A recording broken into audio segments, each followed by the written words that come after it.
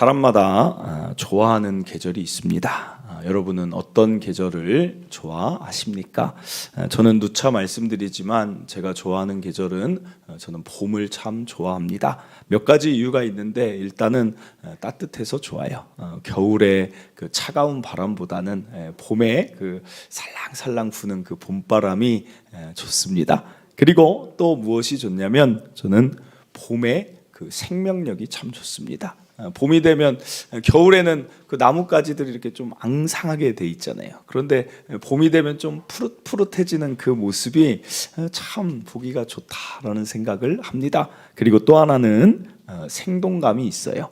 아이들이 이제 방학 끝나고 저희 이제 새벽기도 끝나고 이제 가거나 이렇게 잠깐 집에 이제 갔다 오면 보면 그 노란 버스들이 그렇게 돌아다녀요. 그럼 아이들이 거기 타서 막 이제 가는 모습들, 또 초등학교 아이들은 이제 가방이 얼마나 커요. 그러니까 그 모습을 보면 참 귀여워요. 그거 메고 막 뛰어가는 그런 모습들, 그리고 또 중고등학생들도 막 자전거 타고 학교를 향해 가는 이 도시가 활력이 있어 보인다. 그래서 저는 봄을 참 좋아합니다. 여러분은 이 좋은 계절을 즐기고 계십니까? 그런데 이 좋은 계절 가운데 제가 최근에 본 뉴스 가운데 참 가슴이 아픈 기사가 있었어요. 그것은 무엇이냐면 여러분들도 보셨겠지만 한 지역의 공무원이 이 민원에 너무 시달려서 이제 30대인데 안타까운 선택을 한 기사가 이제 떴습니다.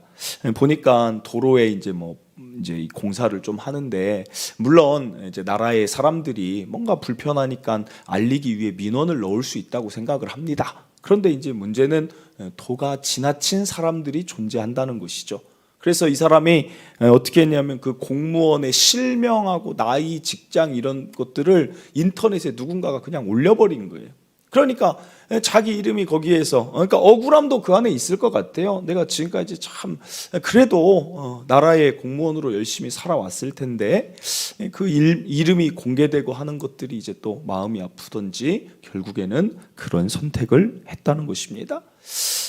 그자가 이 봄을 맞이하지 못하는, 그것도 뭔가 자연스러운 죽음이 아닌 그런 선택을 한 것을 볼 때 다시 한번 제가 깨닫는 게 무엇이냐면, 우리 삶에 정말 중요한 것은 관계를 어떻게 맺어가는가. 그게 일적인 관계든 가족 안의 관계든 교회에서 관계든 지인들의 관계든 관계에 대한 부분을 잘 맺어가고 다스릴 줄 모르면 참 삶이 힘들어지는구나. 여러분 그분이 공부 많이 안 했겠습니까? 그분이 일을 열심히 안 했겠어요? 목표를 이루지 못했겠습니까? 그런데 관계를, 이 갈등을 어떻게 풀어갈지, 아니면 관계 가운데 어떻게 내가 대처를 해야 될지, 관계에 대한 스트레스를 내가 어디까지는 내 스스로 허용하며 나를 지킬 것인가, 여러 가지 부분들의 이 관계에 대한 부분들이 잘 해소되지 않으면 사람은 살기가 어렵겠구나. 사랑하는 성도 여러분, 여러분은 지금 어떤 관계 속에 살아가고 계십니까? 가정에서 관계는 좀 어떠세요? 직장에서 또 만나는 사람들 가운데 관계는 어떻습니까? 만약에 그 안에 좋으면 다행이지만 갈등이 생겼을 땐 여러분 어떻게 하십니까? 피하시거나 아니면 그것을 적극적으로 해결하기 위하여 애를 쓰십니까? 저와 여러분은 그리스도인이라는 것을 기억해야 돼요. 그리스도인들은 관계 가운데 하나님을 드러내는 자들이에요. 그런데 저와 여러분이, 저는 관계의 전문가가 됐으면 좋겠어요. 정말 관계를 잘 맺어갔으면 좋겠어요. 그러면 어떻게 하는가? 어떻게 관계를 좋게 할 수 있는가? 오늘 본문에서 그 답을 좀 찾아보길 원합니다. 오늘 본문은 성경 가운데 특별히 정말 좋은 관계를 맺으며 살아간 탁월한 자를 등장시키는데, 그게 바로 사무엘상 19장 1절입니다. 사울이 그의 아들 요나단과 그의 모든 신하에게 다윗을 죽이라 말하였더니 사울의 아들 요나단이 다윗을 심히 좋아했다 그래요. 여러분, 이것은 말이 안 되는 관계예요. 사울은 왕입니다. 그의 아들 요나단은 왕자입니다. 다윗은 사울의 사위입니다. 다 가족이에요, 가족. 그런데 다윗이 하나님께 기름 부음을 받고 이제 왕이 될 것을 사울 왕이 압니다. 그리고 인기가 너무 좋아요. 그러니까 어떤 선택을 하냐면 죽이자. 죽이면 어떻게 됩니까? 이자가 없어져야 다윗이 왕이 될 수 있는 거예요. 그러니까 자신의 더 피부치를 위해서 죽이자 그래요. 그러면 요나단은 어떻게 하면 됩니까? 그냥 가만히 지켜보면 되지 않겠어요? 아버지가 하시는 일, 왕의 길을 위해서라면 수많은 피 뿌리는 일들이 일어나잖아요. 가만히 있으면 되는데 요나단이 어떻게 하는가? 2절입니다.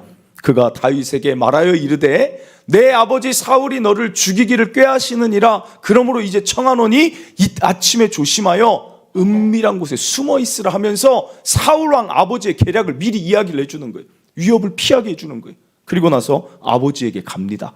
여기뿐 아니라 아버지에게 가서 말합니다. 4절 5절입니다. 요나단이 그의 아버지 사울에게 다윗을 칭찬하여 이르되 원하건대 왕은 신하 다윗에게 범죄하지 마세요. 그래. 그러면서 다윗의 편을 막 들어주는 거예요. 그는 왕께 득죄, 죄 짓는 적이 없고 왕께 행한 일이 선하지 않습니까? 그리고 5절입니다. 자기 생명을 아끼지 않고 이스라엘의 구원을 이룬 자가 그자 아닙니까? 사랑하는 성도 여러분, 저는 이걸 볼 때 어떤 생각이 들었냐면 가장 먼저 든 생각은 이 생각이었어요. 요나단 같은 사람 내 주변에 있으면 좋겠다. 얼마나 좋아요.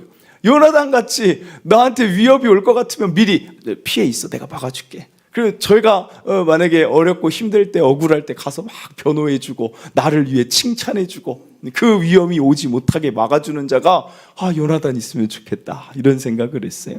그런데 여러분, 다윗은 요나단만 있는 게 아니었어요. 사무엘상 18장 20절 보세요. 아까 사울의 아들 요나단이 다윗을 심히 좋아하고 사랑했는데 오늘 사울의 딸도 그래요. 사울의 딸 미갈이 다윗을 사랑해요. 다윗을. 도대체 이 다윗이 뭘 했는지 모르겠어요. 그런데 나타나기만 하면 그렇게 사랑하고 좋아하는 거예요. 여러분, 더 놀라운 말씀이 있어요. 16절입니다. 온 이스라엘과 유다가 다윗을 사랑하는 거예요.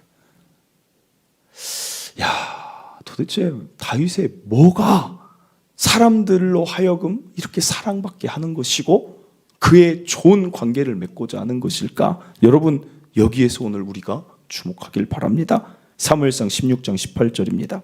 소년 중 한 사람이 대답하여 이르되 내가 베들레헴 사람 이새의 아들을 본즉 수금을 탈 줄 알고 용기와 무용과 구변이 있는 준수한 자라 여호와께서 그와 함께 계시더이다. 하나님의 사람이었다는 거예요. 하나님의 사람인데 도대체 하나님의 사람과 인간관계랑 이게 무슨 관계가 있냐? 하나님께 잘할 수는 있지만 인간관계가 잘 맺어지는 게, 사랑받는 게 무슨 관계가 있을 수 있냐 하지만 여기에 한 가지 말씀이 더 나와요. 18장 14절입니다. 다윗이 그의 모든 일을 지혜롭게 행하니라. 여호와께서 그와 함께 계시느니라. 사랑하는 성도 여러분, 하나님의 자녀가 되면, 하나님의 사람이 되면 그 위에 하나님께서 어떤 일을 하시냐면 그 위에 하나님의 지혜를 넣어주세요. 하나님의 지혜가 다윗에게 있어요. 이것은 요셉에게서도 찾아봅니다. 창세기 41장 39절. 요셉에게 이르되 하나님이 이 모든 것을, 바로왕이 얘기합니다. 이 모든 것을 내게 보이셨으니 너와 같이 명철하고 지혜 있는 자가 없도다 그래요. 노예이고 죄수인데 무슨 총리를 시키겠어요? 그런데 바로왕이 요셉을 보자마자 내 옆에 두고 싶은 거예요. 가까이 하고 싶어서 갑자기 손가락에 반지를 빼더니 너 총리해라. 막 옷을 입혀주면서 너 총리해서 내 옆에 있으라. 내 옆에 있어라. 다윗도 사실은 여러분 생각해 보세요. 양치기였어요. 목동은 사람하고 같이 있는 자가 아닙니다. 가족에게서 멀리 떠나 있으니 사람 관계 도대체 다윗이 언제 얼마큼 해봤겠어요? 그런데 다윗에게 하나님과 함께 할 때 지혜가 부어진다는 거예요. 지혜가 무엇일까? 지혜는 이렇게 정의합니다. 지혜란 어떤 상황에 있어서 행할 바를 제대로 판단하는 게 지혜예요. 그래서 저는 이렇게 표현하고 싶어요. 한마디로 말하면 분별력. 여러분, 인간관계가 왜 어렵습니까? 인간관계가 태어나면서부터 가족하고 같이 살고 직장 들어가고 학교 가고 평생 사람들과 사는데 인간관계는 참 힘들어요. 일보다 더 어려워요. 이유는 여기에서 찾죠. 사람은 100이면 100 다 다 다르기 때문에 그래요. 이 사람 생각 다르고, 이 사람 말 표현 다르고, 이 사람 감정 다르고, 다 다르다는 거예요. 그래서 어떤 때는 이 사람이랑 처음에는 만났을 때 나랑 정말 잘 맞고 친한 줄 알았어요. 그런데 조금 지나면서 어떤 말이에요? 야, 알고 보니 진짜 안 맞네 이 사람. 그런 사람들이 존재하는 거예요. 안 맞는 부분들이 자꾸 생기는 거예요. 알수록. 결혼한 부부가 어떻습니까? 이런 말 많이 해요. 아, 속았다. 속았다. 아, 이 진짜 속았다. 왜냐하면 결혼 전에 그렇게 좋았던, 여러분 장점이라고 여겼던 부분이 나를 막 힘들게 하는 거예요. 그건 몰랐던 거예요. 야, 안 보이는 모습이 이렇게 많네. 야, 여러분 왜 이렇게 이 말씀을, 이 얘기를 좋아하시는 거예요? 다들 속으셨는지. 여러분, 그래서 젊은 사람들이 인간관계를 뭐라고 얘기하는 줄 아십니까? 어른 세대 분들은 처음 들을 수도 있어요. 오늘 새로운 신용어 하나 알아가세요. 케바케. 들어보셨어요? 들어보셨어요? 오우, 신세대. 신세대라는 말도 올드한 것 같네요.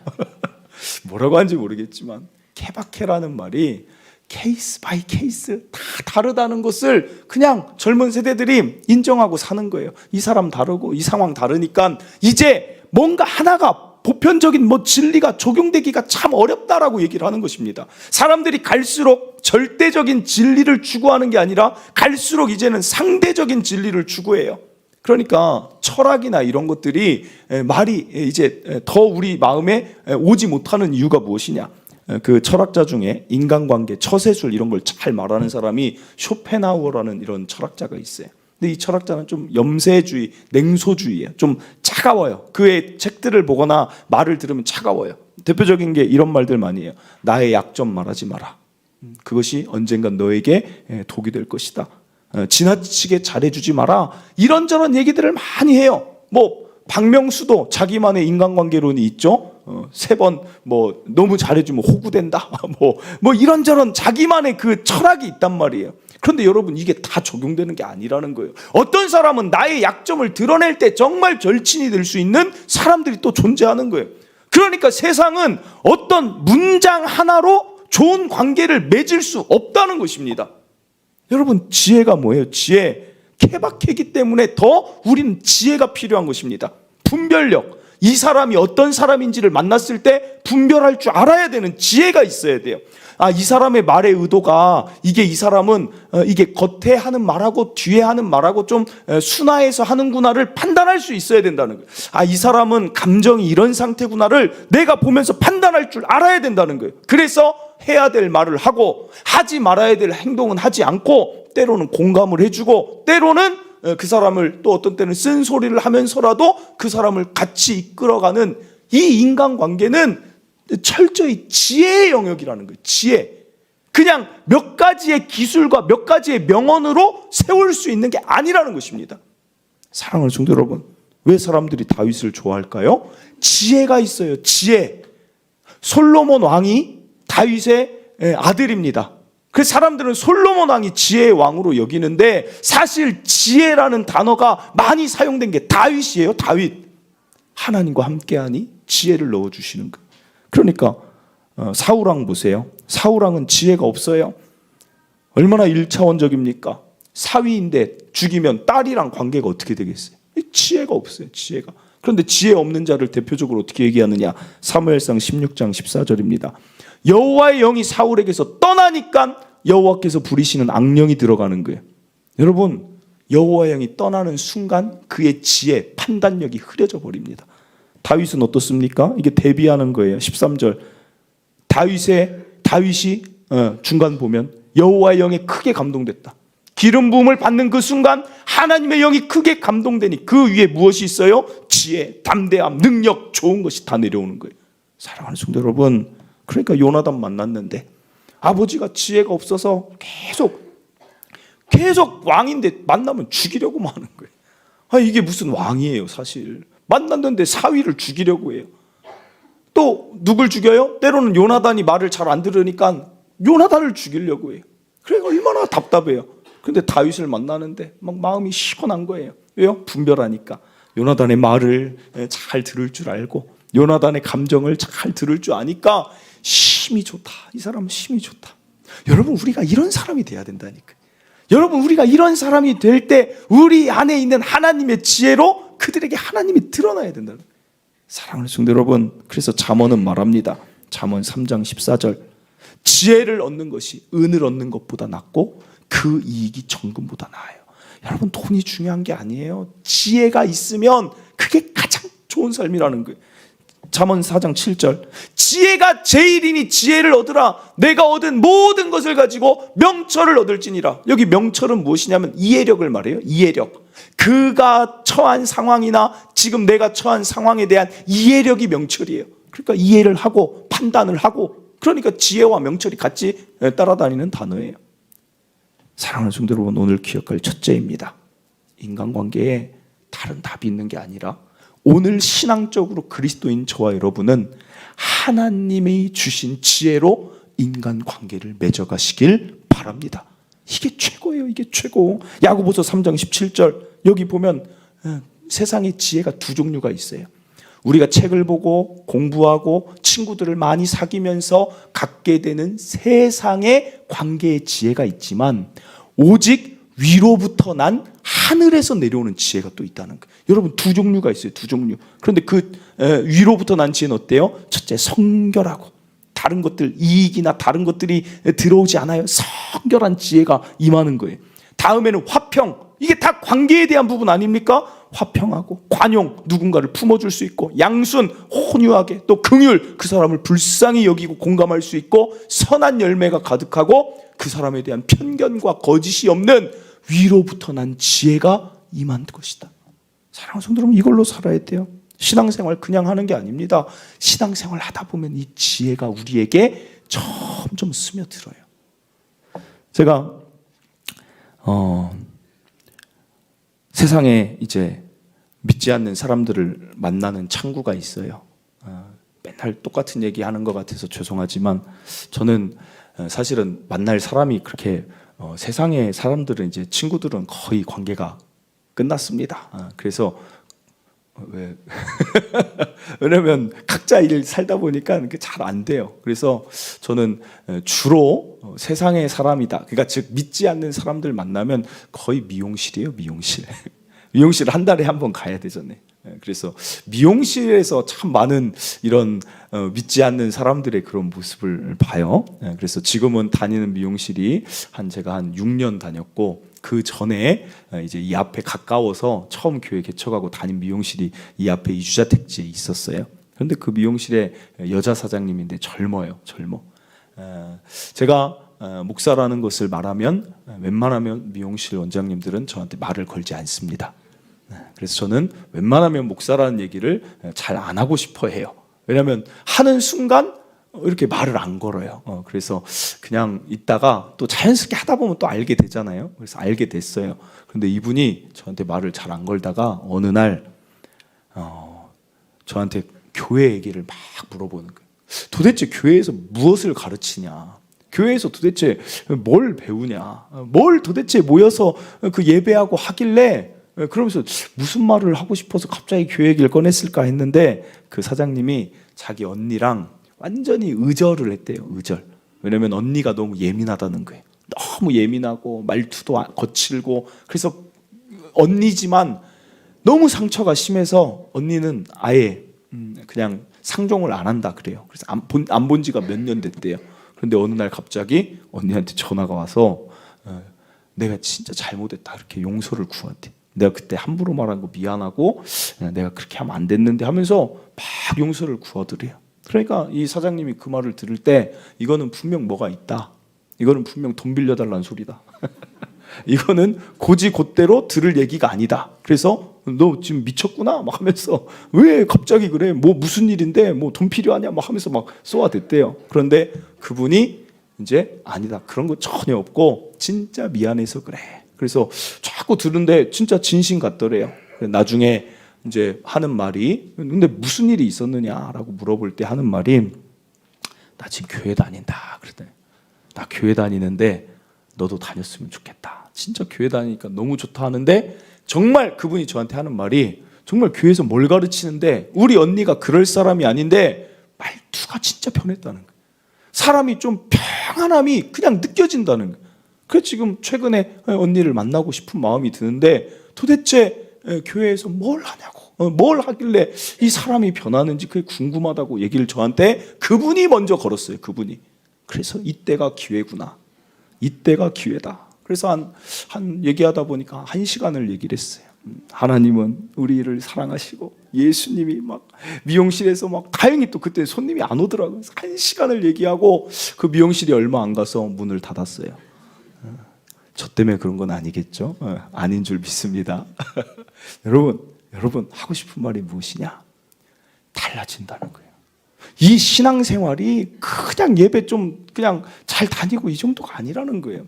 우리의 삶을 하나님의 지혜로 채우셔서 관계들 가운데 분별할 수 있고, 때로는 나의 모습을 돌아보게 할 수 있고, 때로는 누구를 감싸줄 수 있는 여러 가지 일들로 우리를 변화시키는 게 우리가 지금 나아가는 신앙의 길이라는 것입니다. 여러분, 능력이에요. 능력. 하나님을 믿고 산다는 것은 실제 능력이라는 거예요. 능력. 그래서 교회 나오라는 거예요. 그러다 교회 나오다 보면 그러니까 어때요? 가정의 회복이 일어나는 거예요. 부모와 자녀의 하나님이 지혜를 넣어주시니까 이제는 부모 자녀의 갈등이 해소가 되는 일들이 일어난다는 것입니다.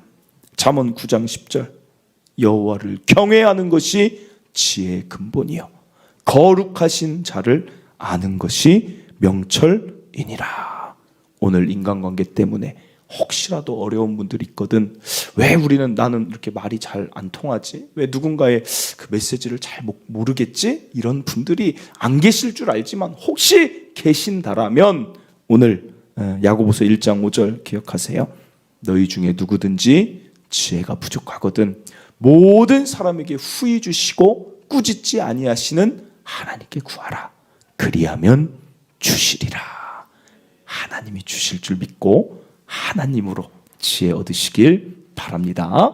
이어서 한 가지만 더 살펴보면 지혜를 기도로 구하고 하나님 가까이 하면 열리지만 또 하나 확실한, 그냥 성경에 기록된 확실한 방법이 있어요. 그것은 시편 111편 10절입니다. 여호와를 경외함이 지혜의 근본이라 똑같이 시작하는데 하나가 더 붙어요.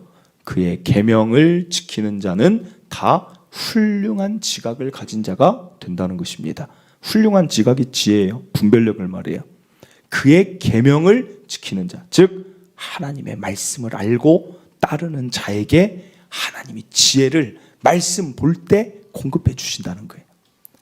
디모데후서 3장 16절, 모든 성경은 하나님의 감동으로 된 것으로 교훈, 책망, 바르게 함, 의로 교육한다. 여러분, 이게 다 지혜 아닙니까? 교훈이 지혜잖아요. 성경의 사건과 인물을 통해 지혜. 책망, 나를 자꾸만 채찍질하고 돌아보게 할 수 있는 책망이 말씀에 있어요.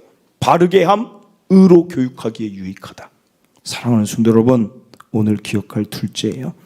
말씀 보면 지혜가 우리에게 얻어지고 지혜가 생긴다는 거예요. 말씀, 성경에 답이 있어요. 성경. 여러분, 성경이 얼마나 신비한 책인지 아십니까? 다른 종교랑 비교하면 하나님이 참 감사한 게 성경을 스토리로 하셨잖아요. 내러티브라고 해요. 다른 경전은 그때 불교의 어떤 스님이 인터뷰를 하는데 그 기자가 좀, PD가 좀 짓궂죠. 막 그분이, 스님이 막 불경을 외워요. 막 외우니까 갑자기 질문을 해요. 혹시 스님, 그 외우는 그 불경의 뜻을 다 아십니까? 다 알 수가 없죠.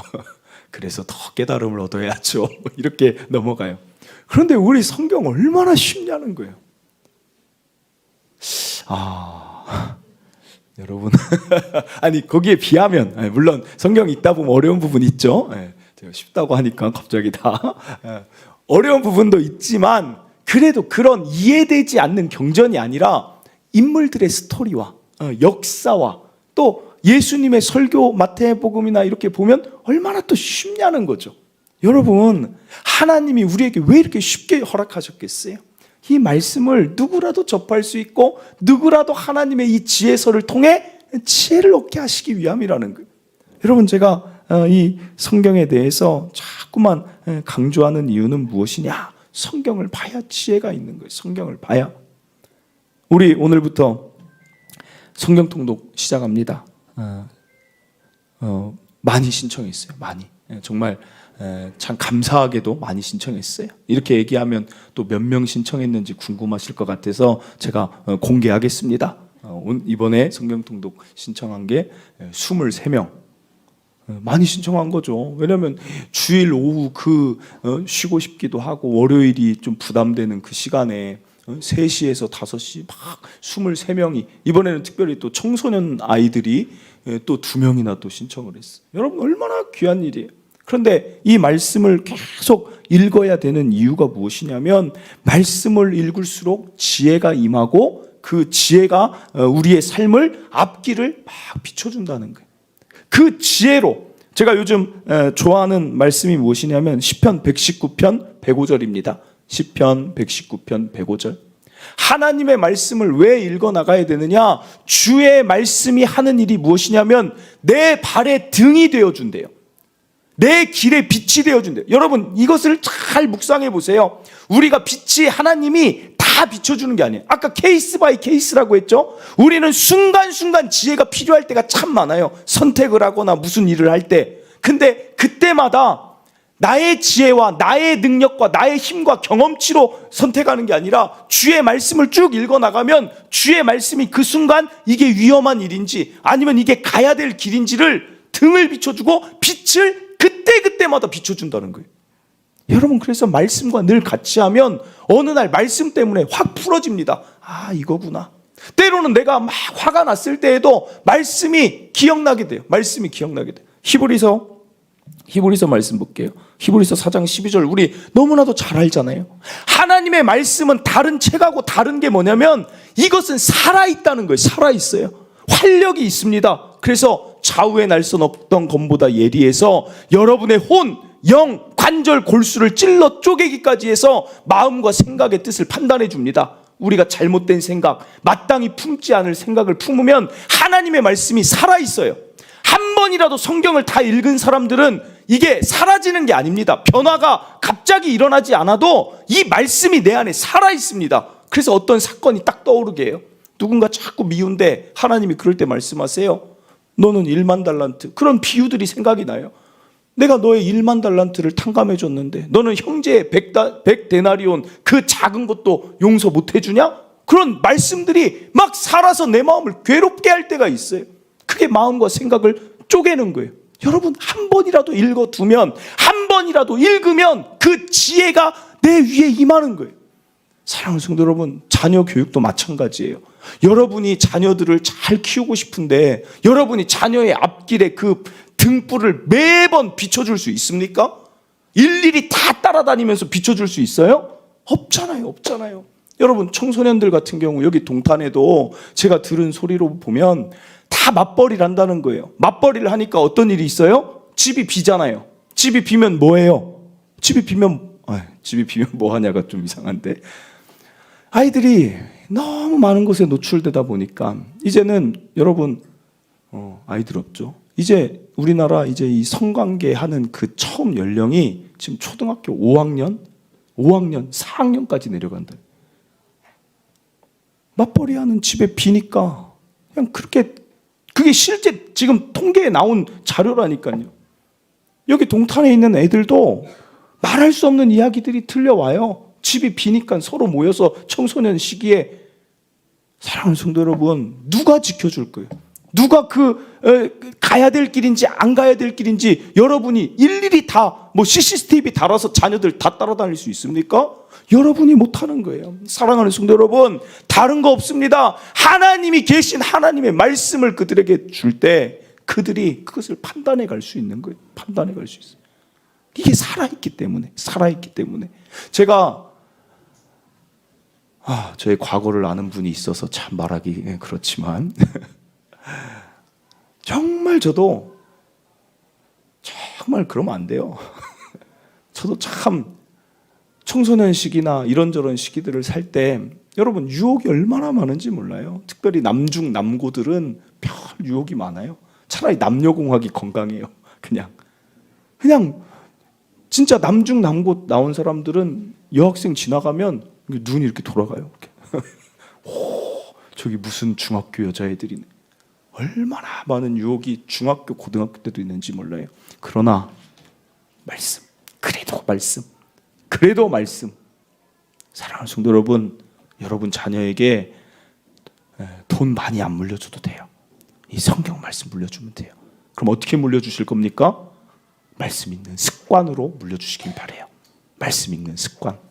여러분, 하루에 성경 통독 달력 나눠드렸지만 하루에 3장만 읽으면 이걸 1년에 1독을 해요. 저는 우리 교회 성도들이 1년에 이 성경을 한 번은 읽었으면 좋겠어요. 그러면 1년에 한 번씩 읽다 보면 이게 20대 때 봤을 때 다르고 30대 때 봤을 때 다르고 40대 때 봤을 때 달라요. 하루에 3장 읽는 것은 5분에서 10분이면 돼요. 일평생 내 자녀가 1년에 한 번씩 성경을 읽는다. 그러면 여러분, 그 자의 삶은 부모가 걱정하지 않아도 말씀이 등불이 돼서 인도해 주시는 거예요. 사랑하는 성도, 이거 좋지 않습니까? 가정에서 1년에 1독하는 가정, 우리 교회 성도들은 다 1년에 1독하는 교회. 여러분, 이거 참 좋은 일 아닙니까? 여러분 이거 설교를 다시 시작해야 되는지. 여기에 지혜가 있잖아요. 그럼 시편 말씀만 하고 마칠게요. 시편 말씀, 시편 1편 1절. 복 있는 사람은 복 받을 사람이 아닙니다. 성경에서 말하는 복이 이미 있는 사람은 누구냐? 분별력이에요. 악인들의 꾀는 꾀인 줄 아는 자가 복 있는 자예요. 죄인들의 길, 즉 저게 죄라는 것을 아는 자가 복 있는 자예요. 오만하다, 저 자리에 있어서 나한테 좋을 게 없다, 이게 복 있는 자라는 거예요. 그런데 그 복 있는 자가, 어떤 자가 저 복을 누리고 어떤 자가 저 지혜를 얻느냐? 성경에서 말해요. 2절에 오직 여호와의 율법을 즐거워하여 그의 율법을 주야로 읽는 자. 성경을 1년에 내가 1독은 해야지 라고 그렇게 나아가는 자들은 복 있는 자가 돼요. 그래서 그의 삶은 어떻게 되느냐? 3절입니다. 그는 시냇가에 심은 나무가 철을 따라 열매를 맺으며 그 잎사귀가 마르지 아니함 같으니 그가 하는 모든 일이 다 형통하리로다. 사랑하는 성도들, 우리 이렇게 삽시다. 이 세상이 어떻든 관계가 어떻든 그런 거 다 관계없이 말씀대로 지혜대로 살아가다 보니까 우리의 삶은 이 세상과 전혀 어떨 때는 관계없이 털 마르지 않는 샘물, 시냇가에 심은 나무 같은 삶, 저와 여러분의 삶, 우리 자녀들의 삶이 되기를 간절히 소원합니다. 말씀을 맺습니다. 오늘 다윗, 요나단과 관계가 좋을 수가 없었던 자인데 온 이스라엘과 유다가 다윗을 사랑했는데, 저는 그게 저와 여러분과 우리의 자녀들이 되었으면 좋겠어요. 첫째로 하나님 안에 거해야 돼. 그럼 하늘의 지혜가, 위로부터 난 지혜가 임하고, 둘째로 하나님의 지혜를 또 얻는 방법은 하나님의 말씀 안에 있음을 기억하시길 바랍니다. 우리 함께 이 찬양, 나의 안에 거하라. 하나님이 여러분을 자꾸만 나의 안에, 나의 앞에 가까이 하라, 거하라 하시는 이유는 여러분에게 주고 싶은 게 많은 거예요. 우리가 너무 귀하니까. 우리 자녀들에게 어떻습니까? 부모가 막 주고 싶잖아요. 여러분, 자녀에게 아까운 거 있는 분 계십니까? 없잖아요. 우리 하나님이 마찬가지라요. 너희가 내 안에 거하면 너희가 열매를 많이 맺을 수 있게 내가 공급해 주고 싶다. 여러분, 하나님 안에 더 거하시고 말씀 안에 거하시기를 오늘 이 찬양 부르며 결단하며 다짐하길 바랍니다. 함께 찬양합니다.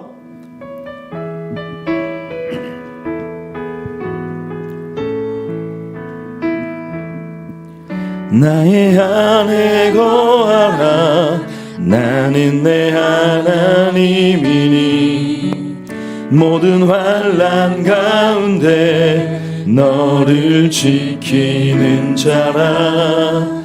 두려워하지 말라. 내가 널 도와주리니 놀라지 말라. 내 손 잡아주리라. 내가 너를 지명하여 불렀나니 너는 내 것이라. 내 것이라. 너의 하나님이라. 내가 너를 보배롭고 존귀하게 여기노라. 너를 사랑하는 내 여호와. 다시 한번 고백합니다. 나의 아내 거하라. 나는 내 하나님이니 모든 환난 가운데 너를 지키는 자라. 두려워하지 말라. 내가 널 도와주리니 놀라지 말라. 내 손 잡아주리라. 내가 너를 지명하여 불렀나니 너는 내 것이라. 내 것이라. 너의 하나님이라. 내가 너를 보배롭고 존귀하게 여기노라. 너를 사랑하는 내 여호와. 내가 너를 지명하여 불렀나니 너는 내 것이라. 내 것이라. 너의 하나님이라. 내가 너를 보배롭고 존귀하게 여기노라. 너를 사랑하는 내 여호와라. 아멘. 사랑하는 성도 여러분, 이 세상 정말 중요한 것은 관계인 줄 믿습니다. 관계가 안 좋고 무언가 막혀 있으면 참 삶의 즐거움이 사라지고 때로는 못 살겠다라는 소리가 나오는 것입니다. 여러분의 관계가 아름답길 원해요. 그럼 어떻게 하면 좋을까? 하나님 안에 거하시길 바랍니다.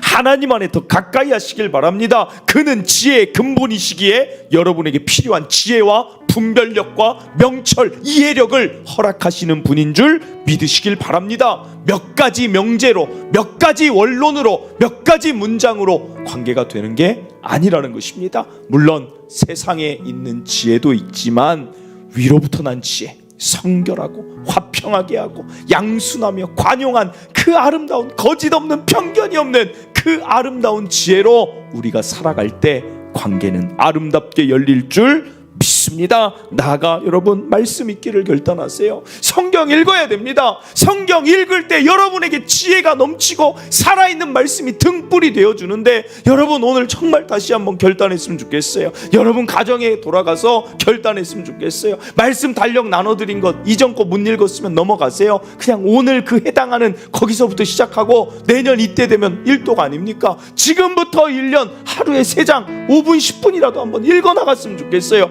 자녀들에게 읽어주시고 자녀들 큐티도 하고 자녀들이 정말 등불되는 하나님의 말씀으로 살아갈 수 있도록 가정에서 말씀 읽는 습관이 여러분의 가정에 가장 물려줄 수 있는 최고의 신앙의 유산이 되기를 바랍니다. 사랑하는 성도 여러분, 오늘 말씀 붙들고 여러분 마음에 가장 강력하게 왔던 부분들 가지고 우리 주여 한번 외치고 기도하도록 하겠습니다. 기도합니다. 주여, 하나님 아버지 감사를 드립니다. 오늘도 우리 귀한 성도들 하나님 교회에 오게 하시고 하나님이 교회 안에서 하나님 아버지 다시 한번 우리의 삶을 생각하게 하시니 감사를 드립니다. 하나님 관계가 너무나 중요합니다. 하나님 사람을 살아갈 때 하나님 정말 중요한 아버지 그 관계가 잘 맺어지지 않으면 얼마나 괴로운지 모릅니다. 가정 안에서의 관계, 하나님 공동체의 관계, 교회의 관계, 직장의 관계, 하나님 은혜 주셔서 아름다운 관계, 다윗처럼 좋은 관계를 모든 이스라엘과 맺는 것처럼 만나는 모든 사람들과 아름다운 관계 맺으며 살만나게 살아가게 하여 주시옵소서. 하나님, 하나님께 지혜가 있으니 위로부터 난 지혜를 구하며 살게 하시옵소서. 하나님 또한 말씀 있겠습니다. 성경은 모든 감동으로 된 것으로 교훈과 책망과 바르게 함과 의로 교육하기에 유익합니다. 오늘 이 말씀이 나를 교훈하시고 나를 책망하시고 나를 바르게 하시고 나를 의로 인도하여 주시옵소서. 하나님, 이 말씀이 우리 자녀들에게, 우리 가정에도 하나님 살아있는 말씀이 되어서 그들이 어디가 복이 있는 자리인지 어디가 죄의 자리인지를 분별하며 살아갈 수 있도록, 하나님 시냇가의 나무가 될 수 있도록, 하나님 그 가정의 신앙의 유산을 말씀 읽는 습관으로 남기는 가정들이 되게 하여 주시옵소서. 하나님 아름답게 일하실 줄 믿습니다. 주옵소서. 하나님 감사합니다. 오늘 다윗과 요나단의 관계를 볼 때 참 좋습니다. 우리도 어디를 가든지 요나단과 미갈과 또 온 이스라엘이 우리를 사랑하고 또 함께하면 얼마나 좋겠습니까? 그러나 이 관계는 참 어렵습니다. 다양하고 다양한 상황이고 수시로 변하는 그 감정들을, 그 생각들을 우리가 다 어떻게 할 수가 없습니다. 그러나 위로부터 난 지혜가 임하면 인간 관계가 열릴 줄 믿습니다. 하나님, 오늘 우리 성도들 다윗처럼 인간 관계의 모든 문이 열려지게 하여 주시옵소서. 하나님 긍휼도 더하시고 화평도 더하시고 거짓 없는 편견 없는 시선도 허락하여 주셔서 성결함을 주셔서 사람을 품을 수 있고 이해할 수 있고 공감할 수 있고 위로할 수 있고 힘을 줄 수 있는 자들로 살아가게 하여 주시옵소서. 하나님, 구할 때 주실 줄 믿습니다. 또한 하나님 말씀 봐야 됩니다. 하나님의 말씀이 우리에게 교훈을 주시고 책망하시고 바르게 하시고 의로 교육해 주시는데 이 말씀 떠나서 어떻게 지혜가 있겠습니까? 하나님 우리에게 주신 최고의 성경, 이 아름다운 하나님의 말씀을 주야로 즐거이 묵상하는 자 우리 성도의 삶 되게 하여 주시옵소서. 가정의 자녀에게 무엇을 남기겠습니까? 말씀 읽는 습관, 1년에 성경을 한 번은 읽는 것이 우리 가정이 지켜야 될 목표이자 나아갈 방향이다. 그게 우리를 살리는 길이다. 무엇이 죄인지 알 수 있는 길이 이것이다. 이게 우리 부모된 성도들의 외침이 되어서 우리 자녀들의 모든 인간관계와 나아가 모든 삶이 복 있는 삶으로 살아가게 하여 주시옵소서.